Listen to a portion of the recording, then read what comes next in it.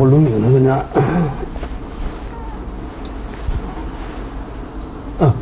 잘 들립니까? 네. 볼륨 괜찮아요?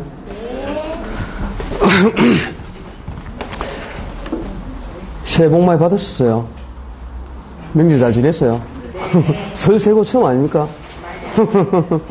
복 많이 받았어요. 이 7층하고 8층을 통합해가지고 좀 분위기가 으스스한데, 아담하고 좋네, 이러니까요. 그 긍정적으로 생각을 해야지 또. 1년에 3,600만원 번다는데. 지금 보리 6년에. 그죠?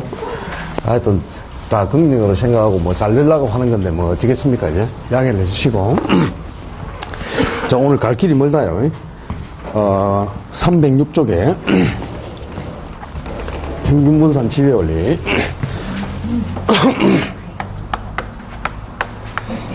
이 평균분산 지배원리가 이제 평균분산 지배원리 오늘 다루는 건 다 중요한 거고 전부 다 시험 문제다 이렇게 생각하시고요. 꼼꼼하게 정리를 하셔야 됩니다. 지배원리는 위험이 동일한 여러 개의 투자들이 있다. 위험이 볼륨이 제대로 나와요? 좀 약하다고. 음량 조절이 뭔지를 모르겠는데 내가. 장실 볼륨 됐습니까? 이게 맞네 이게. 기계를 잘 몰라가지고. 자, 이 지배원리는 이제 위험이 동일한 여러 개의 투자들이 있다. 위험이 똑같은 투자들 중에서는 수익이 가장 큰 투자니 수익이 낮은 다른 투자를 지배하고요. 또 수익이 동일한 여러 개의 투자들이 있다. 수익이 동일한 투자들 중에서는 위험이 가장 작은 투자니 위험이 큰 다른 투자를 지배한다. 그게 바로 지배원리예요. 그래서 지배원리에 따라서 지배를 당한 투자는 이제 기각되니까 선택을 할 필요가 없는 거죠. 그래서 이 합리적인 투자자들은 위험이 동일한 투자 중에서는 수익이 큰 투자를 선택하고 또 수익이 동일한 투자 중에서는 위험이 작은 투자를 선택해서 투자를 하게 되겠죠.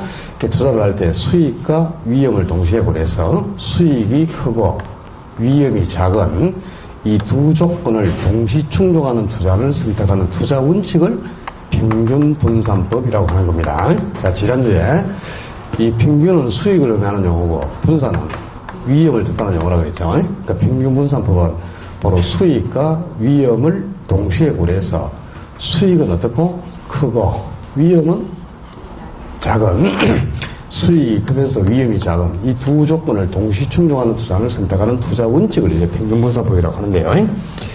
예를 들어서 지금 A하고 B 두 개의 투자가 있습니다. 그런데 이 두 투자의 수익을 분석해 보니까 A 투자에서는 수익이 10%가 예상되는데 B 투자는 수익이 8%가 예상됩니다.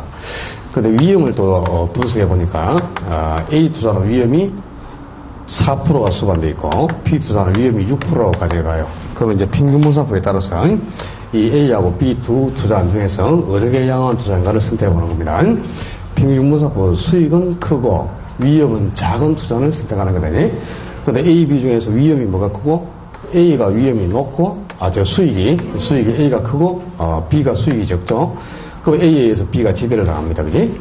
그다음에 또 위험은 적어야 되는데 A가 위험이 B보다 적고 B는 또 A보다 위험이 높죠. 그럼 또 위험적인 측면에서도 B가 A에 지배를 당하죠. 그럼 이 경우에는 지금 B는 수익이 커야 하고 위험이 적어야 되는데 수익이 적으면서 위험이 높으니까 수익하고 위험을 아무것도 충족을 못 시켜요. 그죠? 아무것도 충족을 못 시키는데 A가 B보다 수익이 크고 위험이 적다. 이 수익이 크면서 위험이 적은 두 조건을 동시 충족하고 있죠. 이런 경우에는 항상 B를 기각 처리하고 A를 선택한다는 겁니다. 이렇게 평균분산법은 바로 이렇게 위험하고 수익을 동시에 고려해서 수익이 크고 위험이 작은 이 두 조건을 동시 충족하는 투자를 선택하는 투자 원칙. 그럼 이런 경우에는 지금 뭘 선택한다? 항상 평균분산에 따라서 A를 선택하겠죠. 그죠? B를 기각 처리하고 수익이 크면서 위험이 적다. 두 조건을 동시 충족하니까 이때는 이제 A를 선택할 수 있는데 만약에 이제 이런 경우도 있어요. 역시 A하고 B 두 개의 투자는 있어. 근데 두 투자의 수익하고 위험을 비교해 보니까 A 투자의 수익이 10%고요. B 투자의 수익이 8%입니다. 근데 위험을 분석해 보니까 A 투자의 위험이 6%고 B 투자의 위험이 4%라고 가정해봐요. 그럼 이때 이제 평균 분석법에 의해서 A, B 중에 뭐가 더 양호한 투자인가를 선택해보는 겁니다. 자, 그러면 수익은 지금 A가 크고 B가 적죠. 그럼 수익적인 측면에서는 A가 양호한 투자이 되겠죠. 근데 위험은 B가 위험이 더 적고요. A가 위험이 높아요. 그 위험적인 측면에서는 이제 B가 양호한 투자이고 B가 A를 지배하게 되잖아요. 그죠? 그럼 이런 경우에는 수익적인 측면에서는 A가 양호한 투자, 위험적인 측면에서는 B가 양호한 투자이 됩니다. 그럼 평균 분석법에 따라서 A하고 B 중에 한 개를 선택한다면 뭘 선택해야 되느냐? 평균 분석법은 수익이 크면서 위험이 적은 이 두 조건을 동시 충족하는 투자를 선택한다고 그랬다, 그죠?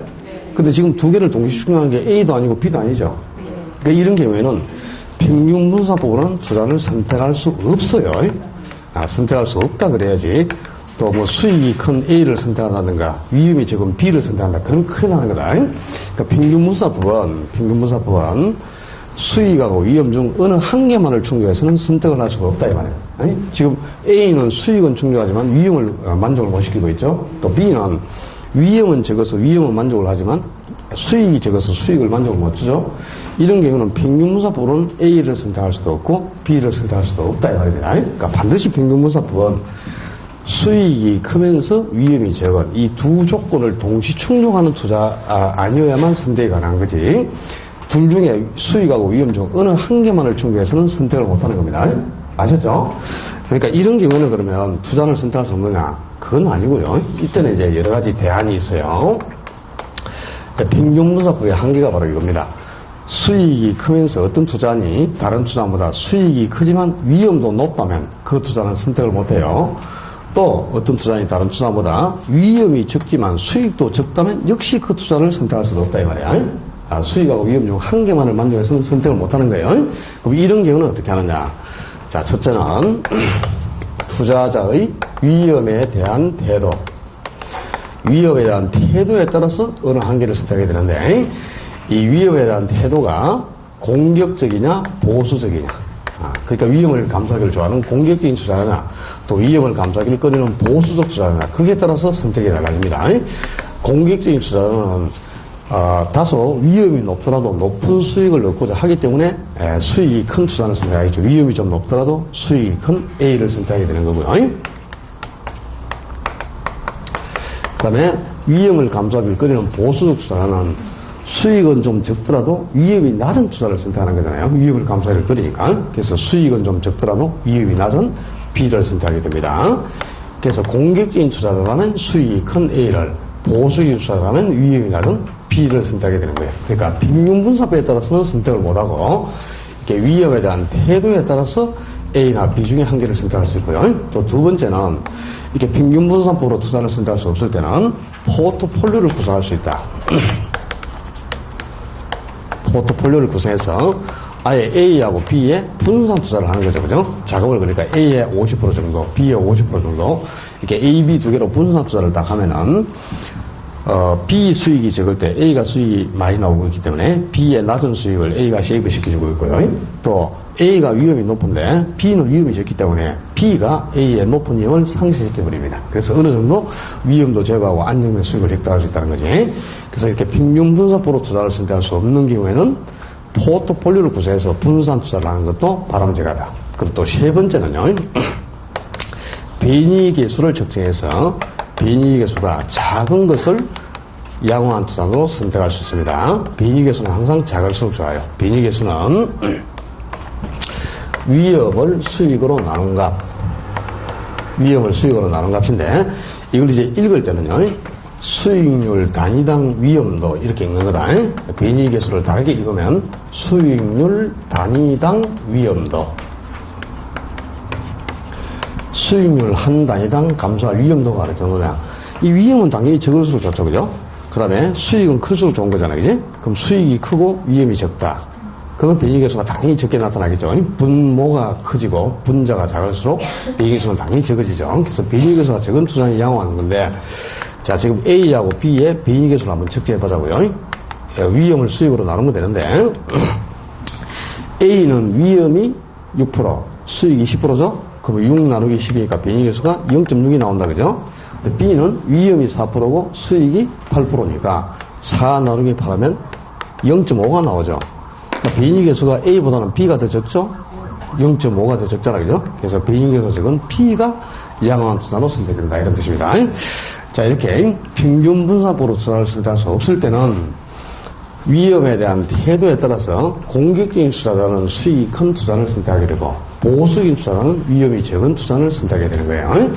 또 평균 분산법으로 투자를 선택할 수 없을 때는 포트폴리오를 구성해서 아예 A, B 두 개로 분산 투자를 하는 것도 바람직하다.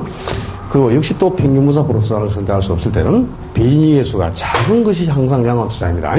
배인익계수는 위험이 적을수록 배인익계수가 적게 나타나요. 그래서 지금 A하고 B 중에 위험이 뭐가 적다? B가 적죠.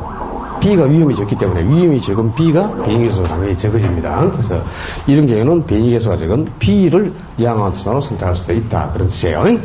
그래서 항상 평균 분산법은 수익하고 위험을 동시에 고려해서 투자를 선택하는 투자 원칙이 평균 분산법인데 수익은 항상 커야 되고요. 위험이 작은 투자를 선택하는 겁니다. 그러니까 수익이 크면서 위험이 적다. 이 두 조건을 동시 충족하는 투자를 선택하는 투자 원칙이 평균 분산법인데 실제 이 평균 분산법은 현실적으로는 성립할 수가 없어요. 이거는 이론적으로만 가정한 그 투자 기법이지 현실적으로는 평균 분산법을 충족하는 투자는 나올 수가 없는 거예요. 왜 현실적으로는 평균 분산법을 만족하는 투자가 있을 수가 없을까요? 위험이 안 따를 수가 없지, 현실적으로. 뭐시라고요? 수입이 높으면 위험이 반드시 좀 따르지 안 따를 수가 없지, 현실적으로. 제대로 말씀을 하셨는데 잘하셨어요. 답은 맞아. 그게 답은 맞는데 그게 무슨 말이냐? 지난주에 우리가 위험하고 수익은 무슨 관계에 있다?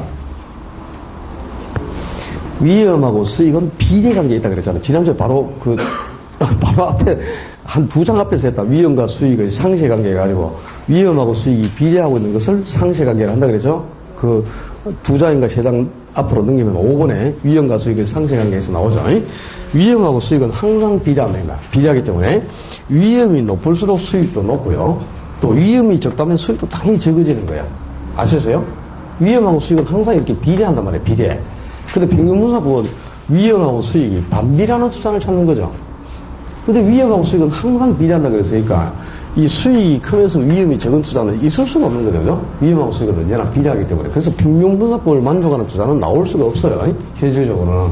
이거는 이론적으로만 가정한 투자 기법이지 현실적으로는 평균 분산법을 만족하는 투자는 없습니다. 그리고 이 평균 분산법을 가지고 이제 문제를 내면 이렇게 나오는 항상 A 투자안이 B 투자안보다 기대 수익률이 높고 분산도 크다면 이렇게 나와. 그럼 기대 수익률이 바로 수익을 뜻하는 거고 분산 위험을 뜻하는 거죠. 기대 수익률이 높고 분산도 크다 이 말이 뭐야? 수익이 크면서 위험도 높다는 거죠. 그런 경우는 평균 분산법은 투자를 선택할 수 없다 그래야지. A 투자안이 다른 투자안보다 B보다 기대 수익률이 높고 분산도 크다면 평균 분산법에 따라 A를 선택한다. 그러면 안 된다 이 말입니다. 그러니까 평균 분산법에 따라서 뭘 선택한다 그러면 다 틀린 질문이 되는 거지. 평균 분산법은 선택할 투자는 없죠 항상. 왜? 위험하고 수익은 언제나 뭐한다? 비례한다. 비례하니까 위험이 적으면서 수익이 큰 투자는 나올 수가 없는 거예요. 평균 분산법을 만족하는 투자는. 그렇겠죠? 고로 평균 분산법에 따라서 뭘 선택한다 그러면 당연히 틀린 질문이 되는 거죠. 현실적으로 평균 분산법을 만족하는 투자는 없으니까. 이해됐어요? 네. 그러니까 평균 분산법은 투자를 항상 선택할 수 없고 이런 경우에는 위험에 대한 태도에 따라 공격적인 투자는 수익이 큰 A를 보수적인 투자는 위험이 적은 B를 선택한다. 그래야 되고요.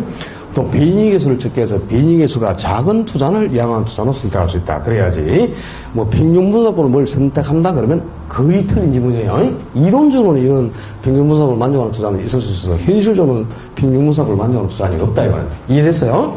이렇게 평균 분산법은 수익과 위험을 동시에 고려해서 수익은 항상 어떻고 크고 수익이 높고 위험이 작은 이렇게 수익이 크면서 위험이 작은 투자를 선택하는 투자 원칙을 평균 분산법이라고. 평균 분산법은 현실적으로는 성립할 수 없기 때문에 평균 분산법으로는 투자를 언제나 선택할 수 없다. 그로 이런 경우에는 위험에 대한 태도에 따라 어느 하나를 선택할 수 있고 또 포트폴리오를 구성한 것도 바람직하다. 그리고 배인익계수를 적용해서 비행력에서도 항상 작은 투자를 양호한 투자로 선택할 수 있다. 요 세 가지 대안까지도 딱 기억을 해놔야 되겠고요. 자, 지금 평균분산법이 수익하고 위험을 동시에 고려해서 수익이 크고 위험이 적은 투자를 선택하는 투자 원칙이 바로 평균분산법이고, 이 지배원리 두 가지 기준을 만족하는 투자안이 바로 평균분산법에 따라 선택되는 투자안이 되겠죠, 그죠? 그런데 저 지배원리 두 가지 기준을 만족하는 투자안들이 있습니다. 자, 여기에 여러 개의 투자안들이 있는데 이게 지금 수익하고 위험을 비교해봤더니 여기 이제 무수히 많은 투자안들이 있습니다. 여기가 위험이 이 선분상에 있는 투자안들은 위험이 전부 4% 정도가 되고요. 이 선분상에 있는 투자안들은 모두 위험이 6%, 이 선분 위에 있는 투자안들은 위험이 10% 정도가 된다고 가정해봐요.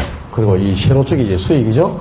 요 선분 위에 있는 투자안들은 모두 수익이 10% 정도가 되고요. 그리고 이 선분 위에 있는 투자안들은 모두 수익이 15% 정도다. 그리고 이 선분 위에 있는 투자안들은 모두 수익이 18% 정도가 된다고 한번 가정해보자요. 그리고 이 그림을 다시 봐요. 자, 요 선분 위에 있는 투자들은 모두 위험이 몇 프로? 4%죠. 그럼 4% 위험이 동일하잖아요, 그죠? 4% 위험이 동일한데, 이 위험이 4%로 동일한 투자들 중에서는 맨 위에 있는 게 수익이 10% 가장 높죠. 이 아래에 있는 거는 전부 10%보다 수익이 적지 않습니까? 그러니까 위험이 동일한 투자들 중에서는 수익이 가장 큰 이 투자니 수익이 낮은 요 아래 다른 투자를 지배해버리고 이게 선택된단 말이야. 또 이 선분 위에 있는 투자들도 모두 위험이 몇 프로? 6% 똑같죠? 이것도 6%고 이것도 6%잖아. 요 선분은 전부 위험이 6%니까, 그지? 근데 위험은 6% 동일하지만 맨 위에 있는 게 수익이 15% 가장 크죠. 위험이 동일한 투자 중에서는 수익이 가장 큰 이 투자니 밑에 수익이 낮은 요 아래 다른 투자를 지배해버리고 여름이 선택되겠죠? 요 선분도 이 선분 위에 있는 투자는 다 위험이 10%지만 맨 위에 게 수익이 18% 가장 크죠?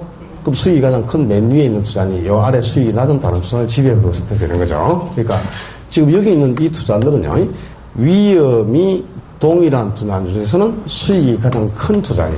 그러니까 위험이 동일한 투자들 중에서는 수익이 가장 큰 투자들이죠. 그 다음에 또 지금 이 선분 위에 있는 투자들은 전부 수익이 10% 동일합니다. 수익이 10%죠.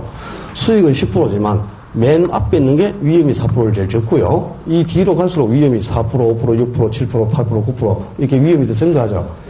그러니까 요 선분위에 있는 투자들은 수익은 10% 동일하지만 그 중에서는 맨 앞에 있는 요 투자들이 위험이 제일 적어요. 이렇게 수익이 동일한 투자들 중에서는 위험이 가장 낮은, 위험이 가장 작은 투자니 위험이 큰 뒤에 있는 다른 투자를 지배해버리고 요 투자들이 선택되는 겁니다. 그럼 이 선분위에 있는 투자들도 전부 수익은 몇 프로야? 15%죠. 15% 동일하지만 맨 앞에 게 위험이 6% 제일 적죠. 그리고 이 투자의 뒤에 위험이 큰 다른 투자를 지배하겠고, 이 투자도 뒤에 걸 지배하고 선택되겠죠. 그럼 역시 여기 있는 이 투자들은 위험이 동일한 투자들 중에서는 수익이 가장 큰 투자이고, 또 수익이 동일한 투자들 중에서는 위험이 가장 작은 투자들이니까, 바로 이 평균분산 지배원리, 이 지배원리 두 가지를 만족시키고 있는 투자들이죠, 그죠? 여기 있는 이 점들이, 이 투자들이, 요 투자들이 바로 평균분산 지배원리를, 이 지배원리 두 가지, 평균분산 지배원리를 만족하는 투자들이에요. 이 지배원리를 만족하는 이 투자들을 효율적 포트폴리오, 효율적 포트폴리오 또는 뭐 효율적 투자안 같은 말입니다. 효율적 투자안이라 하고, 이 효율적 포트폴리오를 연결해보면 선분이 하나 완성됩니다. 이게 A 투자안, 이게 B 투자안, 이게 C 투자안이라 그래요. 그럼 이 A, B, C 투자안들은 전부 지배원리를 만족하는 투자안이죠. 이 지배원리를 만족하는 이 투자안들을 효율적 포트폴리오라고 하는데, 이 효율적 포트폴리오를 한 개로 연결하니까 노란 선분이 하나 완성됐죠. 요 노란 선분을 효율적 전선 또는 효율적 프론티어라 한다 이 말입니다. 효율적 프론티어 또는 효율적 전선 또는 뭐 효율적 투자선 여러 가지로 표현합니다. 그러니까 이 효율적 전선은 바로 이 지배 원리를 만족하는 점들을 연결한 선이에요. 이 선분 위에 있는 투자들은 모두 다 지배 원리 두 가지를 만족하고 있는 투자이죠. 여기에 있는 A, B, C뿐만 아니고요. 만약에 여기에 D 투자가 여기 있다고 해도 여기 있는 D 투자는 그죠? 위험이 동일한 것 중에는 수익이 제일 크고 수익이 동일한 것 중에는 위험이 가장 적어요. 또 여기에 E 투자가 있다 하더라도 여기 있는 투자도 위험이 동일한 것 중에는 수익이 가장 크죠. 또 수익이 동일한 투자자는 위험이 가장 적습니다. 그럼 이 효율적 전선상에 있는 투자들은 어디에 있는 투자이든 간에 다 지배 원리를 만족하는 투자들이죠. 그 투자들이 모여있는 이 선문이 바로 효율적 전선, 효율적 프론티어라고 하네요. 그러니까 효율적 전선을 정의를 하자면 효율적 전선은 효율적 포트폴리오들이 모여있는 선문이니까 효율적 포트폴리오의 집합, 효율적 포트폴리오의 집합. 이렇게 표현할 수도 있고요. 또 이 투자들은 봐봐. 위험이 이렇게 4% 동일한 투자에서는 이게 가장 높은 최고의 수익을 나타내죠. 요 B 투자한도 위험이 6% 동일한 투자에서는 이게 최고의 수익이죠. 또 C 투자한도 위험이 10% 동일한 투자에서는 최고의 수익을 나타내잖아. 그죠? 그러니까 동일한 위험 하에서 최고의 수익률을 나타내는 이 포트폴리오를 연결한 곡선을 효율적 전선이 한단 말이야. 자, 거기 동그라미 1. 평균분산 지배원리에 의해 선택된 포트폴리오를 말한다? 효율적 포트폴리오. 그러니까 평균분산 지배원리를 만족하는 투자, 그것들을 뭐라고? 효율적 포트폴리오를 하고, 이 효율적 포트폴리오를 한 개로 연결한 선분을 효율적 프론티어 또는 효율적 전선이라는데, 바로 이 효율적 전선은, 효율적 프론티어는 효율적 포트폴리오가 모여있는 효율적 포트폴리오의 집합이에요. 이 선분상에 있는 투자들은 어디에 있든 간에 다 지배원리 두 가지를 만족시키고 있습니다.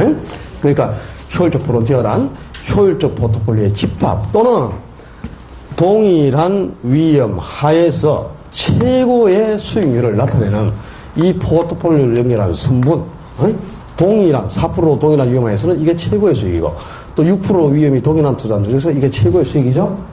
동일한 위험 하에서 위험이 동일한 투자들 중에서 수익이 가장 큰 이 최고의 수익률을 나타내는 이 포트폴리오를 연결하는 선분을 효율적 전선이 난다 이 말입니다. 그런데 이 효율적 전선은 오른쪽 위로 우상향하는 모양을 보인다, 그지? 효율적 전선이 우상향합니다. 왜 효율적 전선이 우상향하느냐? 효율적 전선은 우상향하는데, 자, 여기서는 그죠? 요 위험이 4%로, 이 선문에 있는 투자는 다 위험이 4% 동일하지만, 이 A 투자의 수익이 10% 가장 크죠? 그럼 4%의 위험을 감수하고서는 이 10%가 최고의 수익이니까 10% 이상 수익을 얻을 수가 없겠지. 그래서 더 큰 수익을 얻기 위해서 우상해서 위로 여기까지 가니까 수익을 5%만큼 더 얻었죠. 수익이 10에서 15% 커졌지 않습니까? 그러나 위험도 4에서 6%만큼 요만큼 증가했죠. 즉 이만큼 더 큰 수익을 얻으면 위험도 이만큼 더 감소해라. 또 여기서도 요만큼 더 큰 수익을 얻고자 한다. 15에서 18%만큼 요만큼 더 큰 수익을 얻으면 위험도 이만큼 더 감소해야 하는 거예요. 그래서 더 큰 수익을 얻기 위해서는 더 많은 위험을 감수해야 하기 때문에 이 꼭지점을 따라가니까 곡선이 우상하는 모양이 되었다 이런 뜻이네. 자, 2번 효율적 포트폴리오의 집합을 효율적 프론티어 또는 효율적 전선이 하는데 효율적 전선을 다르게 표현하면 동일한 위험 하에서 최고의 수익률을 나타내는 포트폴리오를 연결한 선분, 그죠? 또 다른 말로 바꾸면 지배 원리를 만족하는 점을 연결한 선. 이 효율적 전선상에 있는 점들은 다 지배 원리를 만족하고 있죠. 지배 원리를 만족하는 점의 연결선. 이거 바로 효율적 전선 또는 효율적 프론티어라고 하는데 이 효율적 프론티어가 우상하지 않습니까? 그지? 왜 효율적 전선이 우상하느냐? 여기서 이만큼 더 큰 수익을 얻으면 위험도 이만큼 더 감소해라.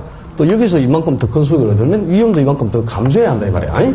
이렇게 수익을 더 크게 얻으려면 위험도 더 많이 감소해야 돼요. 위험하고 수익은 항상 비례하니까. 이렇게 더 큰 수익을 얻기 위해서는 더 많은 위험을 감수해야 하기 때문에 이 효율적 전선은 우상하는 형태가 된다. 그런 뜻이에요. 이해버리지 말고. 지난주에 투자자의 위험에 대한 태도, 투자자들의 위험에 대한 태도는 세 가지가 있다 그랬죠. 그죠? 위험에 대한 태도는 위험 해모적, 또 위험 선호적, 그리고 위험 중립적 이렇게 세 가지가 있었죠. 이 투자자들이 나중에 줄 쳐줄 테니까 일단 설명드려야 돼. 자, 위험에 대한 태도를 표시하고 있는 거. 위험에 대한 태도를 표시하고 있는 곡선이 무차별 곡선입니다. 그러니까 이 투자자의 위험 무차별 곡선, 이 무차별 곡선이 바로 투자자들의 위험에 대한 태도를 표시하는 곡선인데 위험 해모적 투자자는 무차별 곡선이 이렇게 생겼어요. 그러니까 아래로 볼록한 모양을 보이게 됩니다. 위험 해모적 투자는 무차별 곡선이 아래로 볼록하고 위험 선호적 투자자는 무차별 곡선이 이렇게 위로 볼록한 형태를 보이게 됩니다. 그리고 위험 중립적 투자는 무차별곡선이 수평선이 됩니다. 자, 투자자마다 위험을 감수하는 정도가 다 다르잖아요. 위험을 감수하는 정도가 다 다른데, 만약에 여기에 이제 갑의 무차별곡선이 이렇게 위치하고 있습니다. 이게 갑의 무차별곡선이고요. 그리고 을의 무차별곡선이 이렇게 위치하고 있어. 을의 무차별곡선. 그리고 이제 병의 무차별곡선이 이렇게 위치하고 있다고 가정해보자요. 자, 갑, 을, 병. 이 투자자마다 위험을 감수하는 정도는 다르죠, 그죠? 그러니까 갑은 나는 10% 정도 수익을 얻기 위해서 4%까지 위험을 감수하겠다, 이런 뜻이고요. 또 을은 15% 정도 수익을 얻기 위해서 6%까지 위험을 기꺼이 감수할 의사가 있다는 뜻이고, 병은 18% 정도 수익을 얻기 위해서 10%까지 위험을 감수할 의사가 있다, 이런 뜻이죠, 그죠? 그러면 이 효율적 조선상의 좌측에 있는 투자를 선택하는 갑이 위험을 가장 감수하기를 꺼리죠? 위험을 4%밖에 감수 안 하잖아요, 그죠? 그 효율적 조선의 우측에 있는 투자를 선택할수록 위험을 많이 감수하는 투자를 하죠. 그죠? 우측으로 가면 갈수록 위험을 더 많이 감수해 가잖아요, 그죠? 그렇겠죠?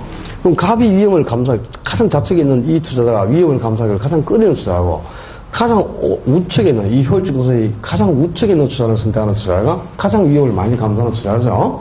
그러면 이제 갑하고 병을 비교했을 때요, 위험을 가장 감수하기를 꺼리는 투자자가 갑이고, 위험을 감수하기를 좋아하는 투자자가 병이잖아요, 그죠? 그러니까 갑이 위험을 감수하기를 꺼리니까 갑은 위험 혐오적 투자하고, 병은 위험 감수하기를 좋아하니까 그 병은 위험 선호적 투자하고. 그런 소리 하면 큰일 나요. 그런 소리 하면 안 되고, 갑이나 을이나 병은 모두 위험 혐오적 투자예요. 위험 혐오적 투자지, 이 효율적 정선 상에서 투자를 선택하는 사람은 모두가 위험 혐오적이, 위험 선호적 투자는 없어요. 응? 왜 그러냐면, 이 효율적 정선은 바로 이 평균분산 지배 원리를 만족하는 투자들을 모아놓은 게 효율적 정선인데요. 이 선분상에 있는 투자를, 어디에 있는 투자를 선택하든 간에, 그건 전부 위험 혐오적 투자입니다. 왜냐? 이 평균분산 지배 원리가 바로 위험 혐오적 투자의 투자 원칙이에요. 응? 위험 혐오적 투자가 바로 평균분산 지배 원리에 입각해서 투자를 선택하는 겁니다. 그리고 왜 이 갑이나 을이나 병이 다 위험 혐오적 투자라는 걸 알 수 있어요? 갑하고 을하고 병의 무차별 곡선이 지금 전부 아래로 이렇게 볼록한 형태를 보이고 있죠? 투자자의 무차별 곡선이 아래로 볼록하다. 이렇게 아래로 볼록하게 우상하는 모양을 보이면 투자자가 위험 혐오적이라는 걸 뜻한다 이겁니다. 자, 뒷페이지 넘겨서 동그라미 2번. 동그라미 2번 질문에 보면은, 투자자의 위험에 대한 태도는 무차별 곡선으로 표시되는데, 그러니까 위험에 대한 태도를 표시하고 있는 게 뭐라고? 무차별 곡선이다. 이 무차별 곡선이 바로 위험에 대한 태도를 표시하는 곡선이에요. 위험에 대한 태도는 무차별 곡선으로 표시되는데, 그 무차별 곡선이 아래로 볼록하게 우상향하는 형태를 보이는 것은 투자자가 뭐라는 것을 의미한다? 위험 혐오적이라는 것을 의미한다 이 말입니다. 그러니까 갑이나 을이나 병은 무차별 곡선이 전부 아래로 볼록하잖아, 그죠? 아래로 볼록하기 때문에 세 명은 전부 다 위험 혐오적 투자자예요. 만약에 이 중에 병이 위험 선호자라면 무차별 곡선이 아래로 볼록한 게 아니고 위로 볼록한 형태를 보이게 됩니다. 그런데 세 명 다 무차별 곡선이 아래로 볼록하죠. 그러니까 셋은 전부 위험 혐오적이다 이 말이에요. 근데 위험 혐오적이라고 위험을 똑같이 감수하는 건 아니죠. 그죠? 자, 지난주에 제가 예를 들었지. 50층에서 뛰어내린다면 10억 주겠다. 그 10억이라는 큰 수익을 얻기 위해서 뛰어내리면 죽는다는 걸 알면서도 기꺼이 뛰어내리는 사람은 누구야?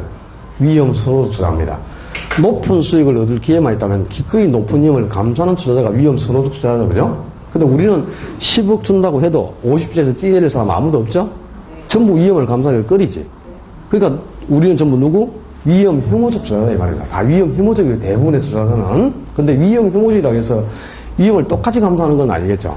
자, 어떤 사람은 10억 준다고? 그럼 나는 좋다. 한 6천까지는 내가 한번 도전해보겠다. 이런 사람도 있을 수 있죠.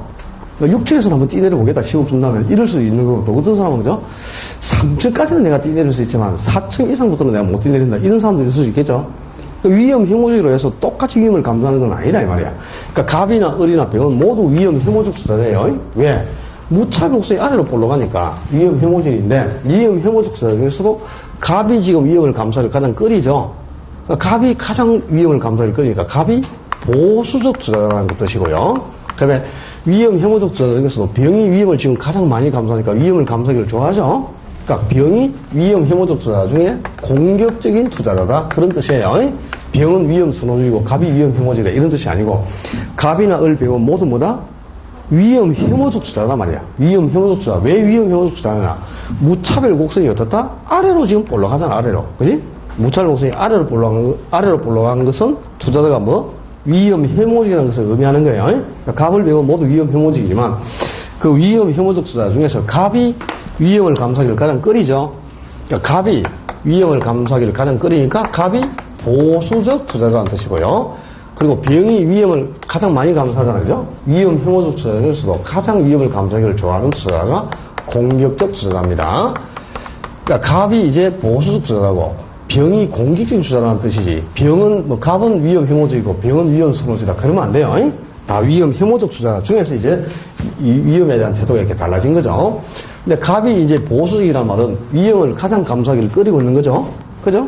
위험을 감수하기를 꺼리니까 위험 혐오도가 크다. 위험을 혐오하는 정도가 크다 이 말입니다. 보수적일수록 위험 혐오도가 큰 투자자고 공격적인 투자는 위험을 감수하기를 좋아하니까 위험 혐오도가 적다는 뜻이에요. 그런데 이 위험 혐오도가 큰 보수 투자하고 위험 혐오도가 적은 공격적 투자를 비교해보면 지금 갑의 무차별 곡선이 가장 가파르게 표시되어 있고요.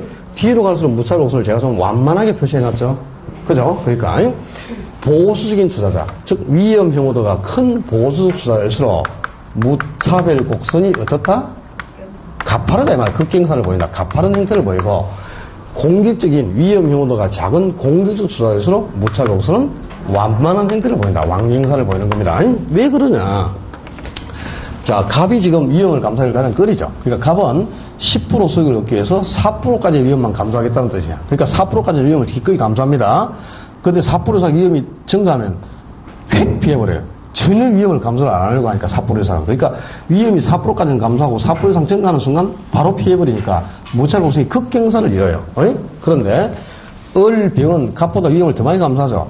그러니까 을은 6%까지 위험을 완만하게 감수하고 또 병도 10%까지 위험을 완만하게 감수한 후에 10% 이상 위험이 증가했을 때 비로소 피하는 거지. 위험을 이렇게 더 완만하게 감수해 갈수록 위험을 많이 감수하고 무차별 곡선이 거기까지는 완만하게 가다가 이렇게 피하니까 무차별 곡선이 뒤로 갈수록 완만한 형태를 보인다 이런 뜻이에요. 오케이? 그래서 무차별 곡선은 보수적인 투자자일수록 즉 위험 혐오도가 큰 보수적 투자자일수록 무차별 곡선이 어떻고? 극경사를 주고 가파르고 그리고 위험 혐오도가 낮은 공격적 투자일수록 무차별 곡선은 완만한 형태를 보인다. 오케이? 그게 디귿 지문인가 뭐 니은 지문인가 모르겠어. 줄 쳤어요. 위험 혐오 디귿인가 몰라. 위험 혐오도가 큰 보수적 투자일수록 무차별 곡선은 가파르고 위험 혐오도가 낮은 공격적 투자가 무차별 곡선이 완만한 형태를 보인다. 바뀌면 안 돼요. 그리고 투자자마다 위험을 감수하는 정도는 전부 다르죠. 그러니까 각 투자자가 선택할 수 있는 가장 양호한 투자도 전부 다른 곳에서 결정되는 거예요. 투자자가 선택할 수 있는 가장 양호한 투자는 뭐라 그러냐? 최적 포트폴리오라고 하는 겁니다. 이 최적 포트폴리오. 가장 양호한 투자 이런 뜻이에요. 이게 어디에서 결정되느냐? 바로 자신의 무차별 곡선과 이 효율적 곡선이 서로 접하는 점, 요 접하는 점이 그 투자가 선택할 수 있는 가장 양호한 최적 포트폴리오가 된다 이거예요. 그러니까 갑에게 있어서 가장 양호한 최적 투자한, 최적 포트폴리오는 바로 이 A 투자한밖에 없어요. 또 을에게 있어서 가장 양호한 최적 포트폴리오는 B 투자안이 되는 거고, B에게는 C밖에 없어요. 오케이? 이 자신의 무차별 곡선과 효율적 곡선이 서로 접해 있죠. 이 접하는 점, 여기가 그 투자가 선택할 수 있는 가장 양호한 최적 포트폴리오를 결정된다 이 말이야. 그러니까 최적 포트폴리오는 효율적 곡선과 무차별 곡선이 뭐 하는 거? 접하는 점에서 결정된다 그래야지. 접하는 점, 접점에서 결정된다 그래야지. 이걸 또 효율적 곡선과 무차별 곡선이 서로 교차하는 점에서 결정된다. 교차하는 점에서 결정된다. 그러면 그 길로 재수해야 돼요. 무차별 곡선은 교차하지 않습니다. 교차하는 점은 없어요. 교차하는 점은 나타날 수가 없기 때문에 교차하는 점에서 결정된다. 그럼 큰일 나는 거고. 접하는 점, 효율적 곡선하고 무차별 곡선이 서로 만났잖아. 그죠? 만나는 점이나 접하는 점은 같은 말이지. 만나는 점, 이 접하는 점에서 최적 포트폴리오를 결정된다. 잊어버리지 말고. 자, 부동산으로 포트폴리오를 구성할 수 있을까 없을까? 부동산만으로. 있어요? 자, 내가 자금이 10억이라고 가정해보자. 10억이 있는데, 이 10억을 가지고요, 서울에서, 상가 하나 샀습니다. 서울에 있는 상가 하나 사고, 6억 주고, 그 다음에, 대구에 있는 아파트 하나 샀어요. 대구에 있는 아파트 3억 주고 한 개 샀습니다. 그리고, 울산에 있는 토지를 1억 주고 한 개 샀습니다. 그럼 10억을 가지고, 그죠? 10억 가지고 1억, 3억, 6억, 10억이죠? 서울에 있는 상가 샀고, 대구에 있는 아파트 샀고, 울산에 있는 토지 샀어요. 이 전부 부동산이죠? 그러니까 부동산만으로 포트폴리오 구성할 수 있다, 없다? 있다, 이 말입니다. 있다. 자, 그 303페이지인가? 아니, 다시 가봐. 내가 가라는 대로. 304페이지 있는 게 바로 305쪽이다. 미안합니다. 305페이지에 동그라미 2번 지문 찾았어요. 2번에 보면 당구장 표시 찾았어요. 부동산은 부동산과 용도의 다양성이라는 특색이 있기 때문에 부동산 때문에 지역별, 위치별로 포트폴리오 구성할 수도 있고 또 용도의 다양성이 있기 때문에 용도별로도 다양한 포트폴리오 구성할 수 있다 이거예요. 지금 봐.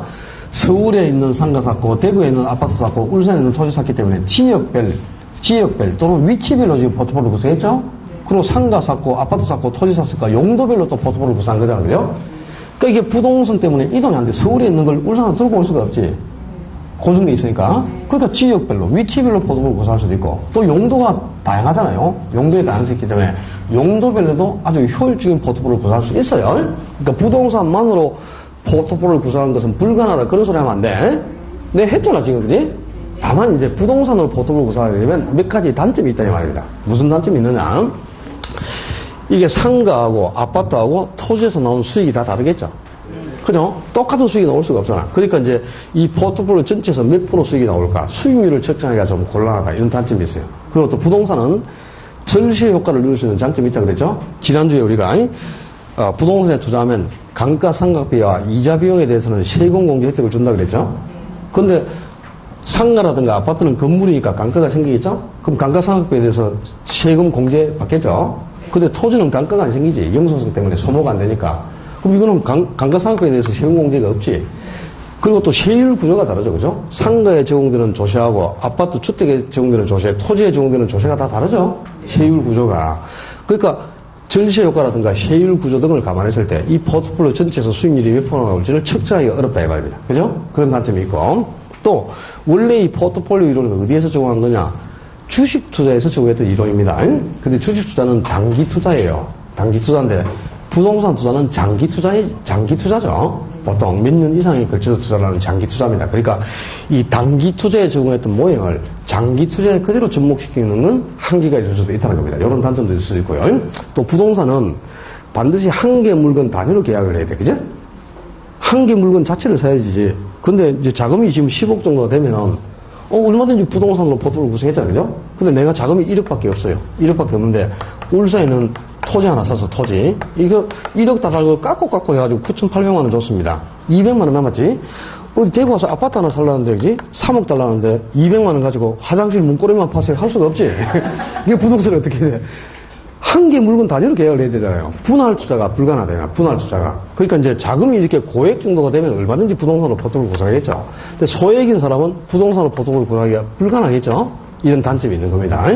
그러니까 부동산으로 포트폴리오 구성하면 몇 가지 단점은 있어요. 수익률을 측정하기 어렵다. 또 절세 효과 등을 감안했을 때 수익률이 몇 프로가 나올지를 측정하기가 곤란하다거나 또는 분할 투자가 불가능하기 때문에 자금이 쏟아보인 사람은 부동산으로 포트폴리오 구성하기가 좀 어렵다는 단점도 있고요. 또 이 포트폴리오가 원래 단기 투자에 적용했던 모형인데 부동산 투자는 장기 투자니까 이 단기간 모형을 장기간 모형으로 그대로 전환시켜서 정한다는 건 한계가 따를 수도 있다는 겁니다. 다만 이런 몇 가지 단점은 있지만 그렇다고 부동산만으로 포트폴리오 구성한 것은 불가능하다 그러면 안 돼요. 얼마든지 부동산으로도 효율적으로 용도가 다양하니까 용도별로 또 위치가 고정되어 있기 때문에 지역이나 위치별로 아주 다양한 포트폴리오 구성할 수도 있다. 거기까지 해서 포트폴리오 이론을 정리해 놓고요. 자, 이제 311조 3장 투자 분석으로 갑니다. 부동산 투자 분석. 이제 우리가 투자론에서 가장 중요한 게 아니고 투자론에서 제일 중요한 게 아니고 우리 교재 전체에서 가장 중요한 게 바로 이 3장의 투자 분석이에요. 이 투자 분석은 보통 작년에는 4문제, 29회 때는 4문제가 나왔고요. 28회 재작년에는 6문제가 나왔습니다. 투자 분석에서만. 문제를 집중적으로 쏟아내고 있어요. 작년에 투자론에서 7문제 나올 때 이 투자 분석에서만 4개 나왔고요. 재작년에는 투자론이 8문제가 나왔거든요. 8문제가 나왔는데 그 중에 6문제를 투자 분석에서 문제를 다 낸 겁니다. 그러니까 얼마나 이게 중요하면 문제를 이 정도로 쏟아내겠어요. 그러니까 최소한 4-5문제 정도는 집중적으로 출제하는 부분이니까 뭐 지금부터 제 입에서 나가는 건 다 시험 문제다 이렇게 생각을 하셔야 돼요. 자, 1절 부동산 투자 분석을 위한 수학적 기초. 그 수학적 기초라 그랬다 응용이 아니고 기초니까 쉽다는 뜻이죠. 어려운 게 아니고 이건 이제 뭐냐 화폐의 시간가치를 계산한 건데요. 자, 지금부터 어려워요. 화폐의 시간가치를 계산한다. 왜 이 화폐의 시간가치를 계산해야 되느냐? 이런 뜻입니다. 만약에 현재 내가 1억의 부동산을 매수한다. 현재 1억을 주고 부동산을 매수하면은 이 부동산을 1년 뒤에는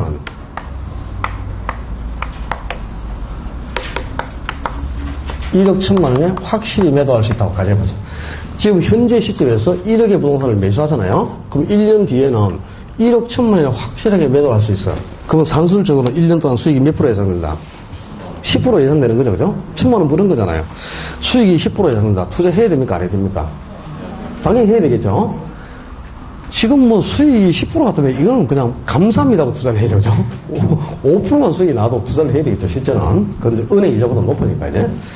근데 지금 수익이 실제 확실하게 10%가 예상되지만 이 사실만 갖고는 투자여부를 결정을 못 하는 거예요.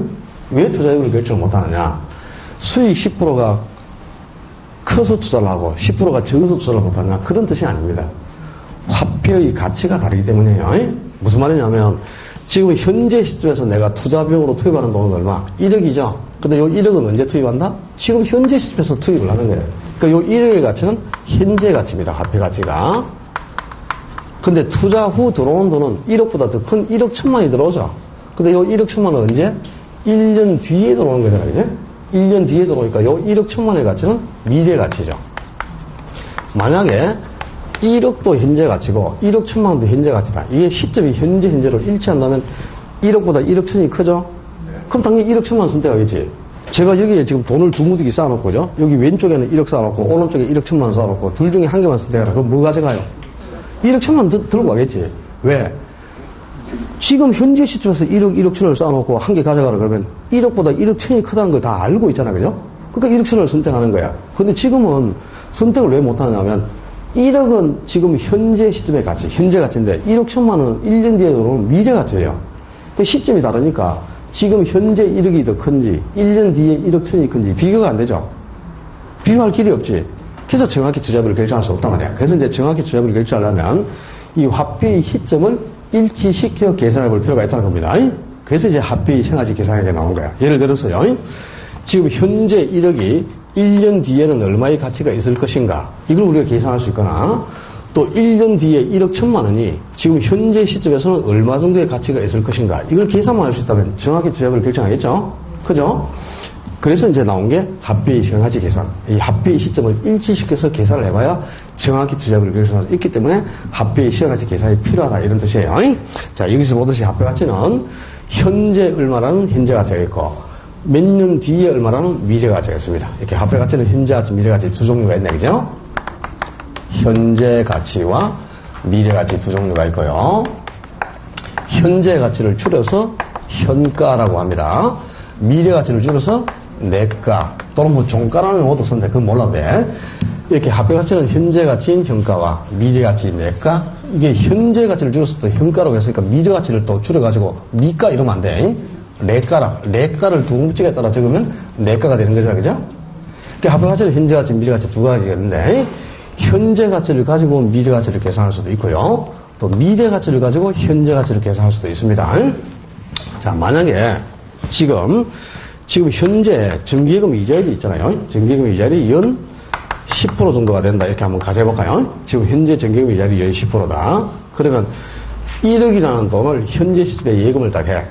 그럼 1년이 지나면 이자가 10% 붙겠죠? 연이율이 10%니까, 그죠? 그럼 1억에 10% 같으면 얼마입니까? 1,000만 원이 되는 거죠. 그럼 1년 뒤에는 얼마가 되는 거야? 1억 천이 되는 거잖아요. 그죠? 자, 지금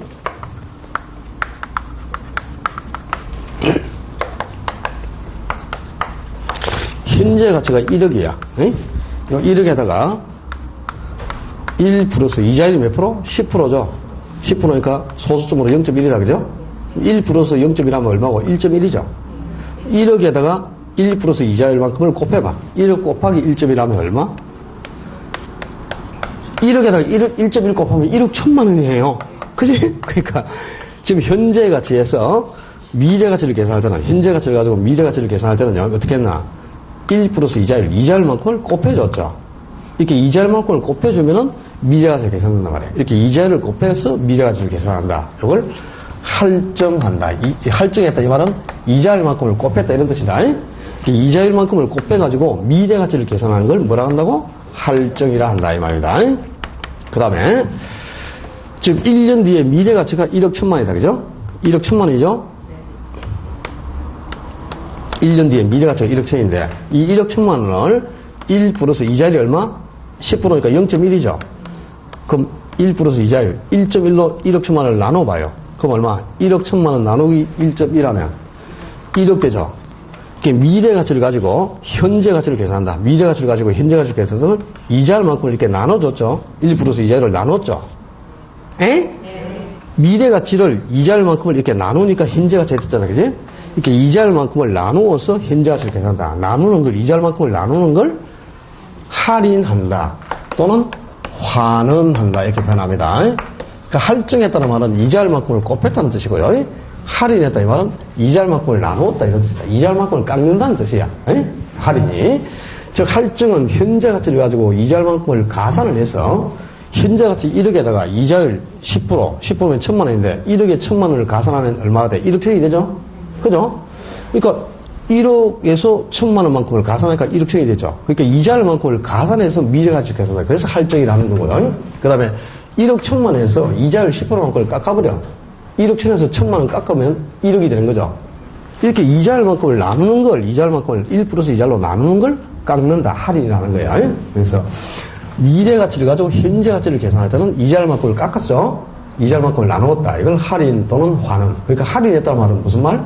미래 가치를 가지고 현재 가치를 계산했다는 뜻입니다. 미래 가치를 현재 가치로 바꾸는 걸 할인.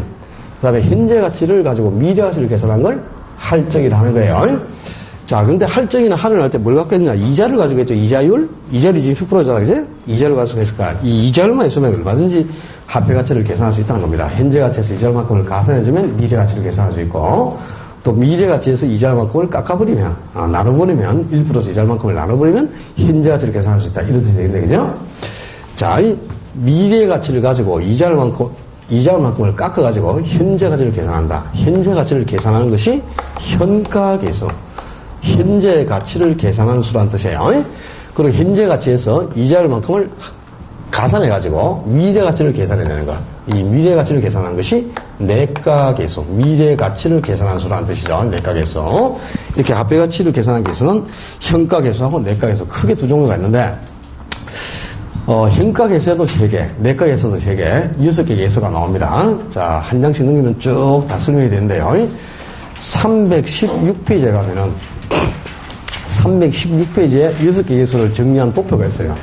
그 도표에 모든 게 다 들어있어. 그러니까 316쪽에 있는 도표만 정리하면은 이 화폐 이시가치 계수에 대해서는 모든 걸 다 정리할 수 있는데요. 그 도표에 보면은 개념이라고 되어 있나? 개념인가? 의라고 되어 있나? 뭐라고 되어 있노? 도표 속에. 개념. 그 개념이 뭐냐면 이 6개 계수가 뭘 계산할 때 사용하는 것이냐를 설명하는 겁니다. 그리고 그게 또 공식 수식이 있죠. 뭐 R 들어가 있는 수식이 있죠. 1 플러스 R의 N성분의 1 뭐 해서 수식이 6개 나와 있죠. 그죠? 그 수식도 알아야 돼. 화폐 가치를 계산하려면 공식 수식을 모르면 안 되고요. 또 이 6개 계수가 각각 2개씩 역수 관계가 성립해. 역수. 그 도표 바로 밑에 보면 조그마한 중간에 있는 도표에 역수가 명시되어 있죠. 어떤 것들끼리 역수가 되는가가 명시되어 있어요. 아주 중요합니다. 역수가. 그리고 그 도표 속에 보면 활용이라고 되어 있는 게 있어요. 활용이라고 있죠. 도표 속에. 그 활용이 뭐냐면 이 6개 계수를 가지고 어떻게 화폐 가치를 계산하는가를 설명할 건데, 어떻게 화폐 가치를 실제 계산하는가를 설명할 건데, 오늘 한 개씩 다 정리해야 된다요. 자, 현재 가치를 계산하는 현가 계수에 3가지가 있는데, 일시불의 현재 가치를 계산하는 것. 일시불의 현재 가치를 계산하는 것이 일시불의 현가계수. 그리고 연금의 현재 가치, 연금의 현재 가치를 계산해내는 것이 말 그대로 연금의 현가계수.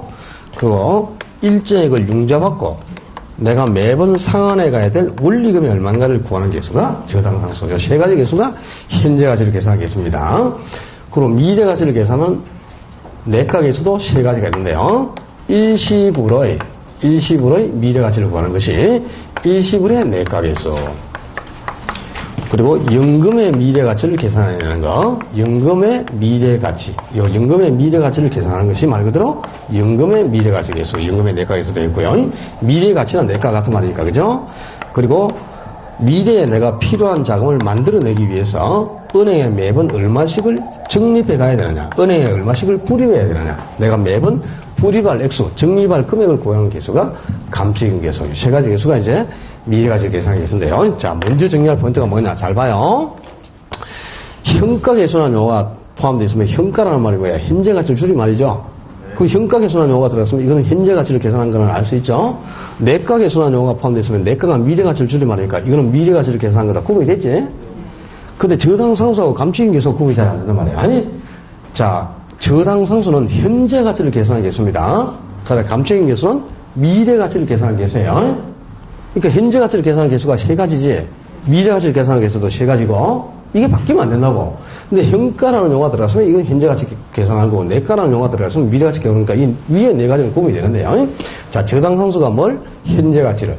감치금 계수는 미래 가치를 계산하는 개수입니다. 이것도 구분해 놓고, 이제 이 6개 개수가 도대체 뭘 계산할 때 사용하는 것이냐. 이 개념을 알아야 되겠죠. 이 개수들이 도대체 뭘 계산하는 거냐. 이걸 알아야 되는데, 여기 현가계수가 두 개가 있고, 그죠? 내가계수가 두 개가 있잖아요, 그죠? 일단 현가계수하고 내가계수가 뭘 계산하는 건지부터 알아야 되겠죠. 현가계수는 말 그대로 현재 가치를 계산하는 수라는 뜻이죠. 현재 가치를 구하는 거가 이 현가계수라는 용어가 포함됐으면 현가계수는 현재 가치를 구하는 거니까 현재 시점에서 얼마가 되느냐, 이걸 계산하는 거예요. 현재 시점에서 얼마가 되는가를 구하는 게 말 그대로 현가계수입니다. 그 다음에 내가계수는, 내가라는 말이 무슨 말? 내가가 미래 가치죠. 그러니까 미래 가치를 계산한 수잖아, 그지? 미래 가치를 계산한 거니까 미래 시점에서 얼마 되는가를 계산한 거야. 그러니까 1년 후에는 얼마 되느냐, 3년 후에 얼마냐, 5년 후 얼마냐, 10년 후 얼마냐, 20년 후에 얼마냐, 몇 년 후 얼마가 된다. 몇 년 후가 무슨 뜻이야?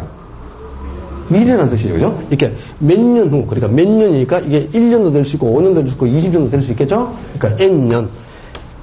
N이 이제 1도 되고 3도 되고 5도 되고 다 될 수 있는 거죠. N년 후에 얼마가 되느냐. N년 후라는 게 무슨 말? 미래라는 뜻이잖아요. 그죠? 몇 년 후, 미래 시점에서 얼마가 되는가를 계산하는 게 내가계수예요. 그럼 이제 현가계수하고 현가계수는 현재 얼마인가를 구하는 거고, 내가계수는 몇 년 후에 얼마 되는가를 계산하는 거란 말이야. 오케이? 그 다음에, 여기 일시불이 지금 두 개가 들어있고요. 연금이 또 두 개가 들어있어. 일시불하고 연금의 차이점 하면 위에 네 가지 계산은 이제 쉽게 구분이 되겠는데, 일시불은 한 번이라는 뜻이에요. 한 번. 돈을 딱 한 번 은행에 예금을 하거나, 은행에서 딱 한 번 수령을 할 때, 돈을 한 번에 걸쳐 수수할 때를 일시불 이렇게 표현하는 겁니다. 10만원짜리 옷 하나 사가지고, 저분한테 카드 딱 주면서 결제해 주세요. 이러니까, 일시불로 하실래요? 할부로 하실래요? 그래요. 일시불로 하겠다. 그 말이 뭐야? 10만원을 내가 한 번에 다 갚겠다. 이 말이죠? 돈을 딱 한 번 주거나 받을 때, 돈을 한 번에 걸쳐서 주고받을 때를 일시불이라고 한다 이 말입니다. 그럼 연금은 뭐냐? 연금은 동일한 금액을 두 번 이상 반복적으로 여러 번 주거나 받을 때를 연금이라는 거예요. 그러니까 연금의 의미는 여러 번이라는 뜻이에요. 여러 번. 자, 매년 100만 원씩 5년간 예금했다. 그럼 100만 원씩 5년간 했으면 5번을 한다는 뜻이죠? 그러니까 횟수가 두 번 이상 반복됐죠? 그럼 뭐라고? 연금. 오늘 100만 원 예금했다. 몇 번 했어? 한 번 했죠? 그럼 이건 뭐야? 일시불이라는 뜻이에요. 딱 한 번 예금했다. 그럼 그 100만 원 일시불이라는 뜻인데, 매년 100만 원씩 5년간 예금했으면 100만 원씩 5년 했으니까 5번을 한다는 뜻이죠? 동일한 금을 두 번 이상 반복적으로 예금을 한 거지. 그럼 이때 100만 원은 뭐? 연금이다 이 말이야. 아니? 5년 후 1000만 원을 수령한다. 몇 번 찾아? 한 번 만난다는 뜻이야. 그러면 이 1000만 원은 뭐? 일시불이 되는 거예요. 근데 매년 1,000만원씩 3년간 수령한다. 그럼 1,000만원씩 3년 받으니까 3번 받죠? 횟수가 2배 이상 반복됐지? 그럼 이건 뭐라고? 연금. 그럼 연금이 되려면 연금이 여러 번 하는 뜻이니까, 그지? 그냥 합배가 그냥 100만원, 1,000만원, 1억 이렇게 딱 나오면 그거는 일시불이라는 뜻이에요. 근데 합배 앞에 매년, 매월 이 말이 들어가면 횟수가 반복된다는 뜻이죠. 1년 동안 받는 걸 매년이라 하잖아. 매년이라는 말은 뭐야? 여러 년이 반복된다는 뜻이죠. 그죠? 2년 전은 여러 년이 반복이 돼야 매년이 되는 거지. 그냥 한 년을 여러 년이라고는 안 하지. 뭔 말인지 알았어요? 그러니까 항상 연금이 되려면 합배 앞에 뭐가 들어야 된다? 매년 또는 매월이라는 용어가 들어가야 연금이 되는 거고 횟수가 반복된다는 뜻이니까. 그냥 매년 매월이라는 말이 없이 화폐에만 한 개가 딱 나와요. 현재 1억 예금했다. 그러면 1억 앞에 매년 매월이라는 말이 없지. 그럼 딱 한 번 예금한다는 뜻이죠. 그럼 이건 뭐라고? 일시불이다 이 말이다. 오케이? 그러면 자, 일시불의 현가 계수는 딱 한 번 받을 돈이 현재 시점에서 얼마가 되느냐 이 말이네, 그지? 이걸 계산한 거잖아요. 자, 현재 1,000만원 받을 돈이 현재 얼마인가 계산할 필요가 없죠. 1,000만원이잖아. 현재 1,000만원은 현재 1,000만원이지. 시점이 현재니까 일치하니까 계산이 필요가 없는데, 내가 5년 뒤에 1,000만원 딱 한 번 받을 돈이 있어요. 그걸 지금 현재에 받으면 1,000만원이 아니란 말이야. 왜? 5년 뒤 1,000만원은 미래 가치죠. 그걸 지금 현재에 받으면 이자를 어떻게 한다? 깎아버리죠. 그럼 이자를 깎아주니까 1,000만원보다 적은 금액이 되겠죠. 그죠? 그런데 이자율이 지금 정기금 이자율이 연 4%다. 그럼 5년 뒤 1,000만원이 현재 얼마인가? 계산이 안 되죠? 1 플러스 0.04로 1,000만원을 나눠야 얼마고 계산이 되겠죠. 그죠? 1,000만원 나누기 1 플러스 이자율이 4%니까 0.04죠. 그럼 1,000만원을 1.04로 나눠야 얼마 하는 게 나오죠? 근데 그게 지금 얼마인지 계산이 안 되잖아요. 그죠? 요 가치를 계산한 게 일시불의 현가 계산이라고 해요. 그러니까 미래, 지금 현재가 아니고 미래에 딱 한 번 받을 돈이 현재 시점에서 얼마가 되느냐. 한 번 받을 돈이 현재 시점에서 얼마냐. 한 번이니까 뭐다?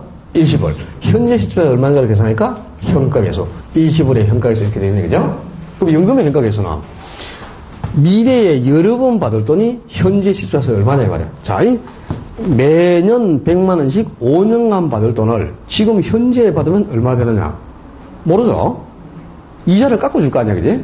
매년 100만원씩 5년 받으면 5년 뒤에는 총 500만원이 들어오지. 근데 그 500만원은 5년 뒤가 돼야 들어오는 건데, 이걸 지금 현재에 받으면 500만원이 아니에요.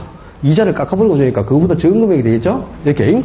미래에 여러 번 받을 돈이 있어요. 미래에 여러 번 받을 돈이 있는데, 이걸 지금 현재 시점에서 받으면 얼마가 되느냐, 이 말이야. 여러 번 받는다, 뭐? 연금. 현재 시점에서 얼마가 되는가 계산하니까 현가계수. 연금의 현가계수 이렇게 되는 얘기죠? 그럼 일시불의 현가계수는 딱 한 번 예금하면 몇 년 후 얼마가 되냐, 이 말이야. 그지? 자, 오늘 1,000만원 예금하면 8년 후 찾아주는 돈이 얼마냐? 오늘 1,000만원 예금했다. 몇 번 했어? 한 번 예금했고, 8년 후 얼마 되는가를 계산하니까 미래 시점에 얼마 되는가를 계산하고 있죠? 그러니까 내가계수 이렇게 되네. 그러니까 지금 현재 딱 한 번 예금한 돈이 몇 년 후에 얼마가 되느냐? 이걸 계산하는 게 일시불의 내가계수. 한 번이니까 일시불. 몇 년 후 미래 시점에 얼마 되는가를 계산하니까 내가계수 이렇게 되겠죠. 그죠? 그리고 연금의 내가계수는 지금부터 여러 번 예금하면 몇 년 후 얼마 되는가 이 말이에요. 그지? 자, 매년 100만원씩 5년간 예금하면 5년 후 찾아주는 돈이 얼마냐? 매년 100만원씩 여러 번 됐어요. 그러니까 뭐다? 연금. 그리고 5년 후 미래 시점에서 얼마 되는 걸 계산하니까 내가계수 이렇게 되겠죠. 그러니까 이 네 가지는 어려운 게 없어요. 일시불이 한 번, 연금이 여러 번. 그 다음에 현재 얼마인가를 계산하면 현가계수. 몇 년 후 미래 시점에 얼마인가를 계산하면 내가계수. 그 용어 알면 네 가지는 뭘 계산할 때 상황인지 충분히 구분됐죠? 네? 네. 나중에 물어본다. 이렇게 쉬어가지고. 오늘. 이렇게 쉬어가서 물어보면. 원래 지난주까지는 제가 50분 수업에 10분 쉬는 걸 이렇게 했는데요. 오늘은 투자를 다 끝내야 돼, 오늘. 그러니까 오늘은 어쩔 수 없이 3번을 모시고 2번만 쉴 테니까 좀 양해를 해줘요. 70분이나 75분 수업을 하고 10분 쉴 테니까 양해를 좀 해주세요, 오늘만. 네? 오늘 적응이 되면 다음 주에는 한 90분도 수업을 해보는 거지. 이제 발광을 하잖아. 진도가 도저히 안 맞아서 안 되겠어요. 오늘 좀 이야기를 해줘요. 50분 수업에 10분 모십니다, 오늘은. 이게 중간에 끊을 수가 없어. 다 하고 쉬어야 돼. 이해를 해줘요. 자, 재단선수는 뭐냐면, 내가 지금 현재 시점에서 일시불로 융자를 이렇게 받았어요. 우리가 융자 받고 대출을 받을 때는 항상 목돈으로 일시불로 한꺼번에 융자를 받죠. 근데 이걸 갚아갈 때는 융자 받고 대출을 받은 돈을 갚아갈 때는 나누어서 이렇게 분할해서 갚아간다, 그지? 근데 융자 받고 내가 갚아가야 될 돈이 뭡니까? 요 갚아가야 될 돈이. 뭘 갚는 거야? 원금하고 이자를 갚는 거죠? 그러니까 일정액을 융자 받고 내가 나누어서 이게 갚아갈 때, 상환할 때 한 번에 갚아야 될 요 원리금, 원금과 이자를 합친 원리금이 얼마가 되느냐? 요걸 계산한 계수가 저당상수예요. 일정액을 융자 받고 이 융자 받은 돈을 나누어 갚을 때 한 번에 갚아야 될 원금과 이자가 얼마가 되느냐? 이 원리금이 얼마인가를 계산한 계수. 이게 저당상수예요. 그러니까 대출 받고 융자 받고 갚는다 그러면 바로 티 나야 될 게 뭐? 저당상수. 아니면 원리금, 원금과 이자가 얼마가 되느냐? 원리금을 구하라 그러면 저당상수. 이게 바로 나와야 돼. 융자 받았다. 또는 원리금 이 말이 나오면 저당상수가 나와야 되겠죠. 감정인 계수는 뭐냐? 지금은 내가 한 푼도 없다. 한 푼도 없는데 5년 뒤에 1억이 필요해요. 근데 내가 5년 뒤에 필요한 돈이 1억이 있어. 즉 쉽게 표현해서 5년 뒤에 1억짜리 적금을 하나 타고 싶다 이 말이야. 5년 뒤에 1억짜리 적금, 1억이 필요해서 1억짜리 적금을 만들어내고자 합니다. 그럼 어떻게 되느냐? 은행에 매달 꼬박꼬박 얼마씩을 불입해 가야 되겠죠. 그래야 이게 모이고 이자가 붙어가지고 1억이라는 필요한 돈이 만들어지잖아, 그죠? 근데 이게 미래에 필요한 돈을 만들기 위해서 내가 한 번에 은행에 불입해야 될 금액이 요 금액이죠? 이 금액이 얼마가 되느냐? 이걸 계산하는 거야. 요 불입할 액수, 즉 은행에 적립할 금액. 내가 미래에 필요한 돈을 만들기 위해서 매번 불입할 금액이 얼마가 되느냐? 요걸 계산한 계수가 감정인 계수예요. 그러니까 일정을 융자받은 걸 갚아갈 때 한 번에 갚아야 될 원금과 이자, 원리금이 얼마가 되는가를 계산하는 거. 저당상수. 미래에 필요한 돈을 만들기 위해서 내가 은행에 매번 얼마씩을 불입해 가야 되느냐? 은행에 내가 적립할 금액, 불입할 액수를 구하는 계수가 감정인 계수. 그럼 6개 계수가 뭘 계산할 때 사용하는지 개념 잡았어요? 네. 하겠어요? 네. 물어본다 했어요, 나중에. 자, 이 6개 계수를 가지고 화폐 가치를 계산하려면 각 계수에 수식이 있어요. 그 수식도 알아야 돼. 자, 지금은 외우라는 건 아니고 그냥 구경만 해요.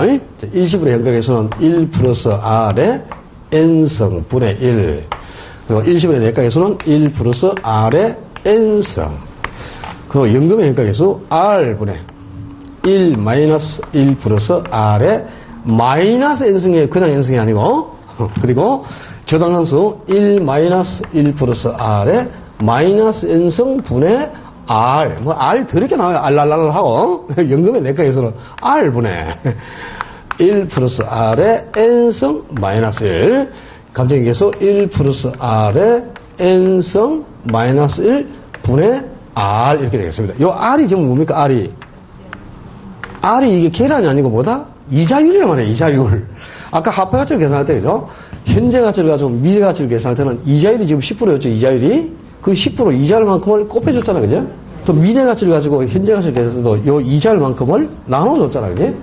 이 이자율이 있어야 화폐 가치를 계산할 수 있잖아요. 요 R이 바로 이자율입니다.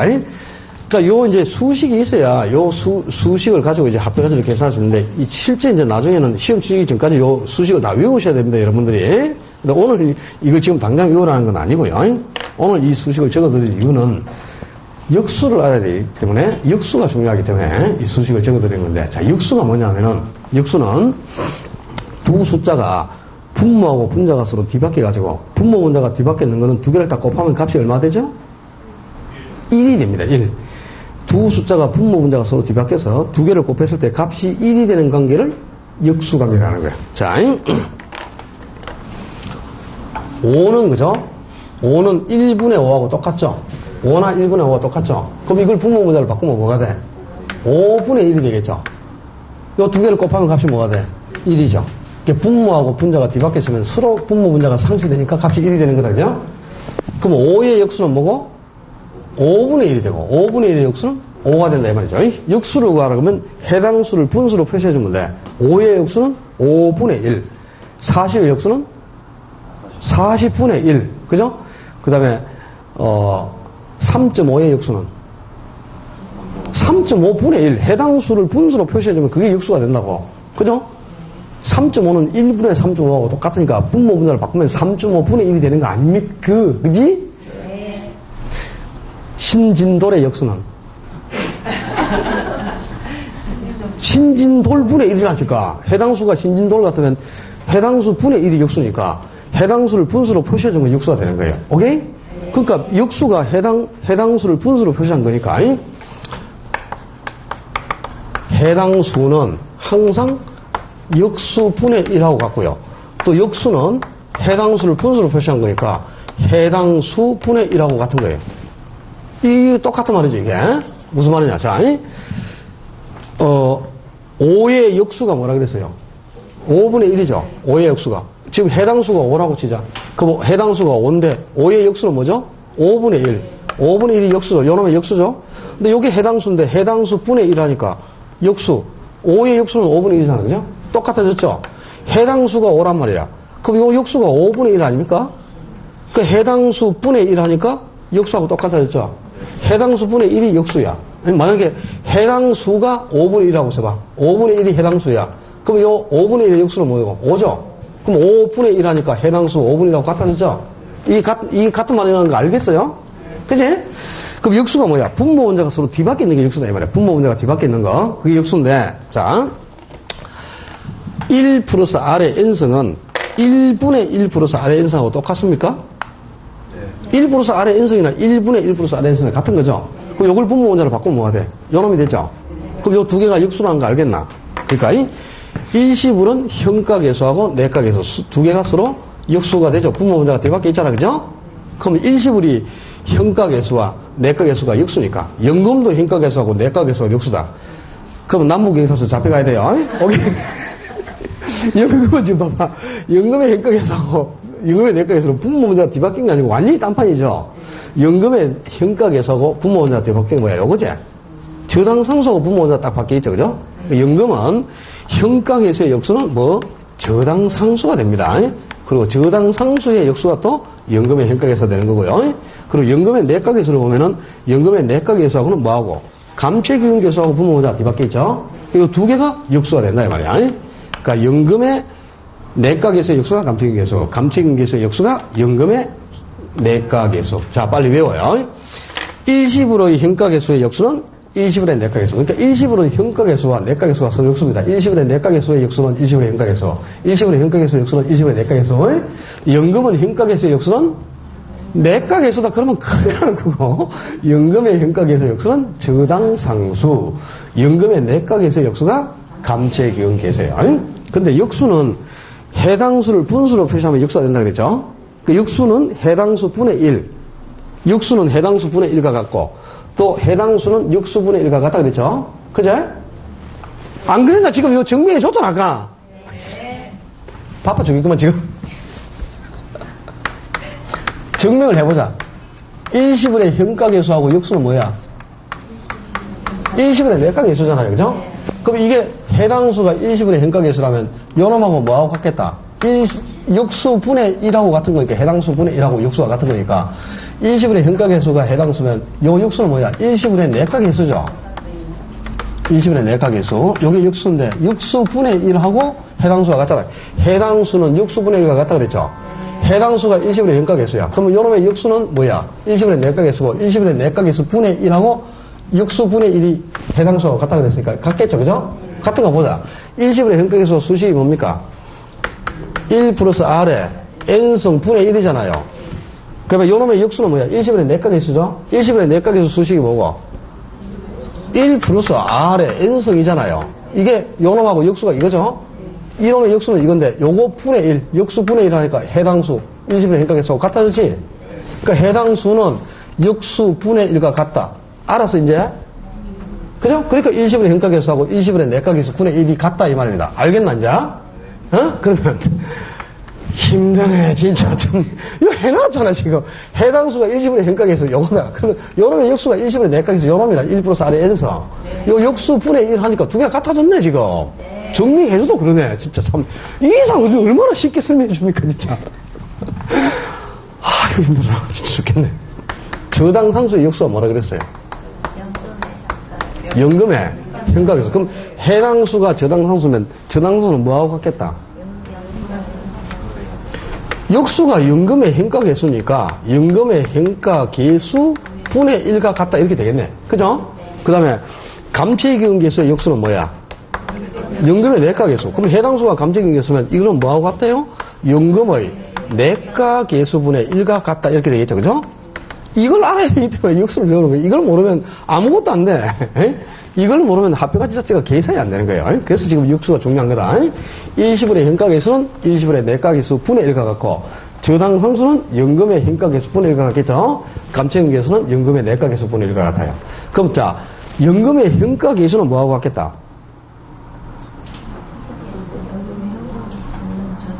저당상수 분의 1과 같다. 이렇게 되겠네. 역수가 저당상수니까. 참네.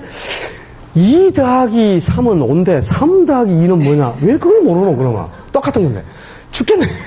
그러면 감채기계수가 연금의 내과계수 분의 1과 같죠? 역수가 연금의 내과계수니까. 그럼 연금의 내과계수는 뭐하고 같다? 감채기계수 분의 1과 같다. 이렇게 되겠네. 그죠? 오케이, 여기까지 접목됐어? 자, 요걸 알아야 이제 합표가치가 계산되는 거예요. 괴롭죠? 자, 이제 이걸 가지고 실제 이제 합표가치를 어떻게 계산하는지. 이 뒤로 못 가겠네. 어쩔 수 없다. 죄송한데, 요거 좀 지우고, 여기 지울게요. 다 하고 쉬어야 돼. 좀 참아요. 급한 물은 어쩔 수가 없어요. 웬만하면 안 지우고 싶은데, 어쩔 수가 없네. 칠판이 부족하네. 자, 이제 합표가치를 계산하는 방법. 거기 도표 속에 보면 활용이라고 되어 있어, 활용. 그 활용이 이제 그 수식 들어가지고 합표가치를 어떻게 계산하는가를 설명해 놓고 있는 겁니다. 자, 먼저 일시불의 현재 가치를 어떻게 계산하느냐. 그리고 두 번째, 연금의 현재 가치는 또 어떻게 계산하느냐. 그 세 번째, 일시불의 미래가치. 일시불의 미래가치는 어떻게 구하느냐. 일시불의 미래가치. 그 네 번째, 연금의 미래가치는 또 어떻게 계산하느냐. 그 다섯 번째, 저당상수가 뭘 계산한 거라고 그랬어요, 저당상수가. 아까 저당상수는 일정을 갖고 내가 갚아가야 될 원리금, 원금과 이자를 구하는 계수가 저당상수라고 했죠? 이 저당상수를 가지고 원리금을 어떻게 구하느냐. 그리고 여섯 번째, 감채기금계수. 이 감채기금계수는 내가 필요한 돈을 만들기 위해서 매번 은행에 부입할 금액, 적립할 금액이 얼마인가를 구한다 그랬죠? 부입할 액수. 이 적립할 금액을 어떻게 구해내느냐. 자, 먼저요. 이 현재 가치나 미래 가치를 계산할 때는 아주 쉬워요. 이 네 가지 원리가 똑같아. 일시불의 가치를 계산할 때는 일시불 금액에, 요 일시불 액수에 해당 계수를 바로 곱해주고, 연금의 가치를 구할 때는 연금 액수에다가 해당 계수를 바로 곱하면 됩니다. 그러니까 일시불의 현재 가치를 구하라. 그러면 요 일시불 금액에 해당 계수 곱해줘. 그럼 일시불 액수에 뭘 곱하라? 일시불의 현재 가치를 계산하는 해당 계수는 일시불의 현가 계수가 되겠죠. 그죠? 이 해당 계수가 바로 일시불의 현가 계수란 말이에요. 요걸 곱해주면 돼. 일시불의 현가 계수를. 그럼 연금의 현재 가치를 구할 때는 역시 연금 액수에다가 해당 계수를 곱하라 이 말이에요. 그럼 연금 곱하기 바로 연금의 현재 가치를 계산하는 계수는 연금의 현가 계수란 말이에요. 이 해당 계수를 그대로 곱하는 거야. 그럼 일시불의 미래 가치는 일시불 금액에 해당 계수 곱해줘라. 그럼 일시불 곱하기 뭐?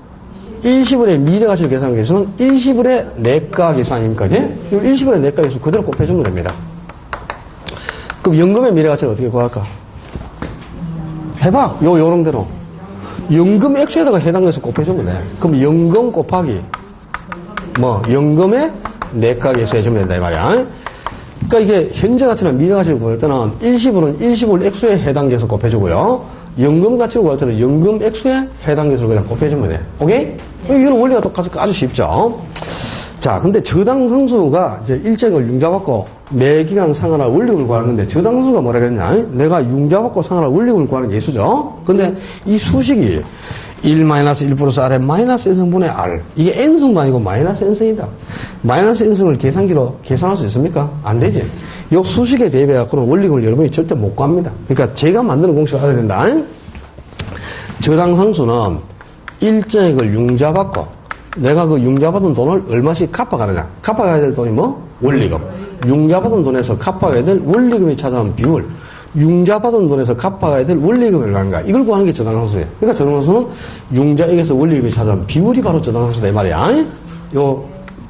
개념을 가지고 공식을 만들면. 그럼 여기서 이제 요 분자에 있는 원리금을 구할 때는 원리금을 구하라, 분자. 분자는 분모하고 값을 두 개를 곱해주면 되는 거죠. 그죠? 분모를 구할 때는 요 저당수가 분모로 쏙 들어오면 돼. 융자액을 구하라. 그러면 저당수가 융자액의 위치를 바꾸면 되는 거야. 아니? 근데 분자를 구할 때는 두 개를 곱하는 거죠? 그죠? 네. 알죠? 네. 아는 척 하면서도 봐라. 10 나누기 2는 얼마? 5. 분자 10을 구하라. 2 곱하기 5 하면 되지?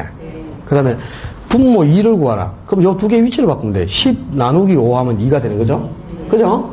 알겠지, 이제? 분자를 구할 때 두 개 곱하는 거다? 그러니까 분모하고 두 개를 곱하면 되니까 내가 구하고자 하는 원리금은 바로 융자받은 금액에 저당상수를 곱하면 된다, 이 말이다. 그죠? 융자에게 바로 저당상수를 곱해주면 그게 바로 원리금입니다. 그런데 저당상수가 없을 수도 있어요. 그럼 어떻게 해야 돼? 역수를 하려고 한다면 역수. 근데 역수가 저당상수의 역수가 뭐라 그랬지? 연금의 현가계수고 아까 역수는 해당수 분의 1과 같다 그랬죠? 그럼 만약에 해당수는 또 역수분의 1과 같으니까 해당수가 저당상수면 저당수는 뭐하고 같다 그랬지 아까? 연금의 현가계수 분의 1과 같다. 이거 했잖아, 그지? 그죠? 그러니까 요 저당상수가 없으면 융자액에다가 뭘 곱해주면 된다? 연금의 현가계수분의 1 이걸 곱해줘도 된다 이 말입니다. 요 역수분의 1 곱해주면 해당수가 되는 거니까, 이제 저당상수하고 요 연금의 현가계수분의 1 같잖아.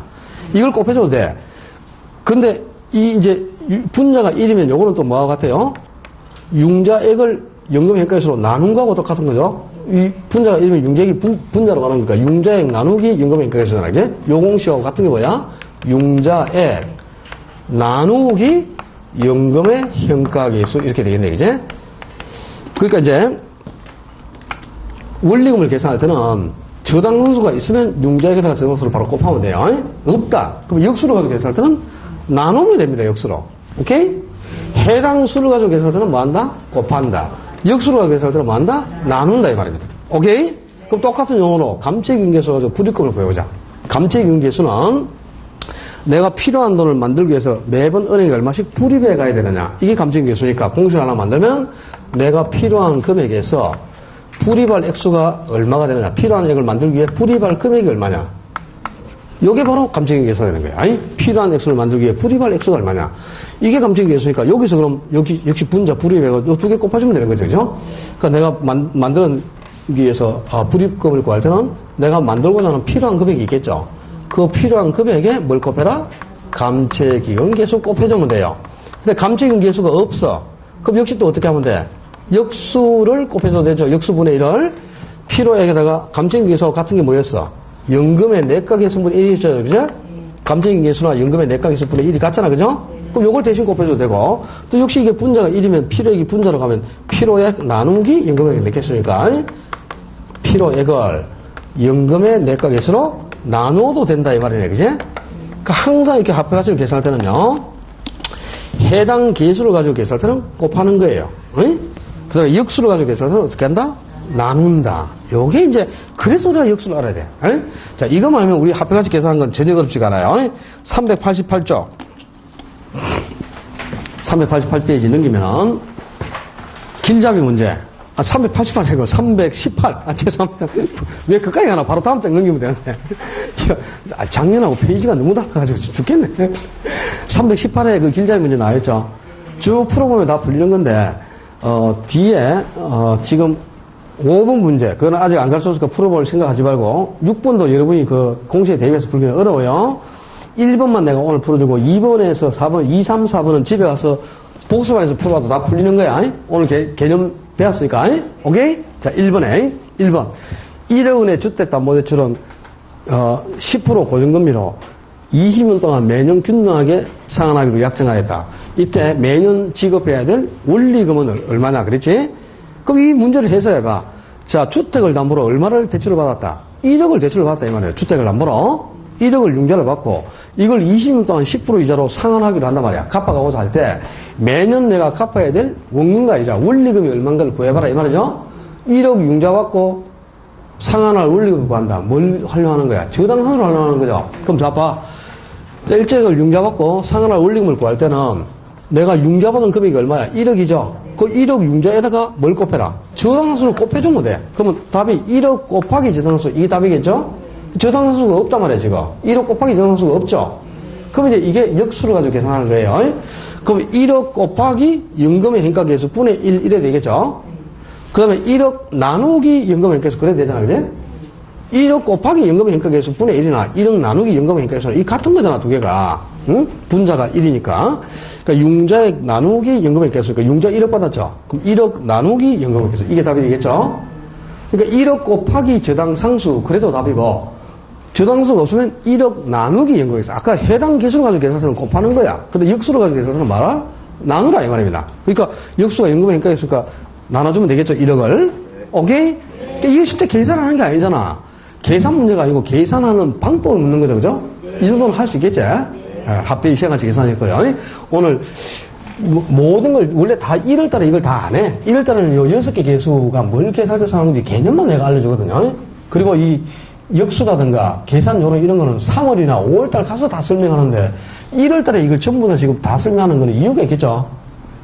여러 번 설명할수록 여러분이 기억이 잘 나고 이해를 하고 문제를 잘 푸니까 힘들어서 제가 1월달에 이걸 다 알려주는 거예요, 지금. 시간이 가지만. 그래서 좀, 오늘, 갑자기 오늘 80분 수업 해가지고 되게 지금 힘들겠네요. 그죠? 막, 급하시겠는데요?